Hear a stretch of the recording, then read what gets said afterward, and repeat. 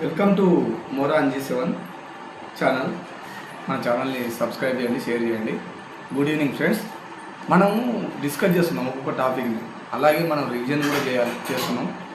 ఇప్పుడు వచ్చి మనము శాసనాలు, భారతదేశ ముఖ్య శాసనాల గురించి తెలుసుకున్నాం. అశోకుని శాసనాలు వచ్చేసి బబ్రు శాసనం, మస్కీ శాసనం, ఎర్రగుడి శాసనం. చక్రవర్తులు ఎవరు? అశోకుడే. ఇందులో అంశం ఏముంటుంది?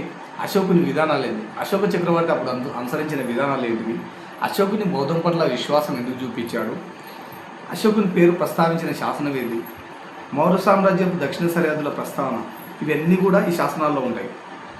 మళ్ళీ వచ్చేసి సెకండ్ వన్ వచ్చేసి జూనాగఢ్ శాసనం. జూనాగఢ్ శాసనం అనేది ఎవరు వేయించారు? రుద్రదామనుడు వేయించింది. ఇది సంస్కృత భాషలో ఉంది. ఇది మనకు ఎగ్జామ్ ఓరియంటేషన్లో అడుగుతాడు. రుద్రదాముడు ఏ శాసనం వేయించాడు? జూనాగఢ్ శాసనమా? అది ఏ భాషలో ఉంది? సంస్కృత భాషలో ఉందా? ఇవన్నీ కరెక్టా? ఇలా అడుగుతూ ఉంటాడు.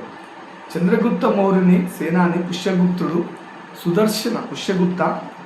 సుదర్శన తటాకాన్ని నిర్మించినట్టు తెలియజేసే శాసనం ఏది? ఇదే జూనాగఢ్ శాసనం.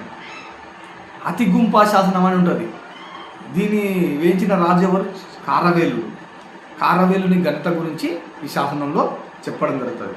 ఇంకొకటి నాసిక్ శాసనం అని ఉంటుంది. ఇది వేయించిన చక్రవర్తులు ఎవరు? గౌతమిపుత్ర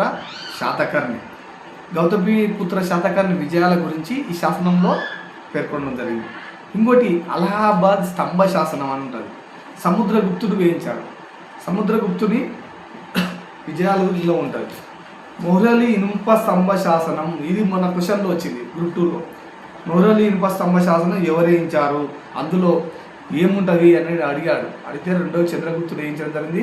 అందులో రెండవ చంద్రగుప్తుని విజయాల గురించి తెలియజేయడం జరిగింది. మాండసోర్ శాసనం అని ఉంటుంది. మాండసోర్ శాసనం వేయించింది ఎవరు? కుమారగుప్త 1. మొదటి కుమారగుప్తుడి పాలనా విషయాలు బట్టి వారి వచ్చబట్టి రచించాడు దీన్ని మాండసోర్ శాసనం.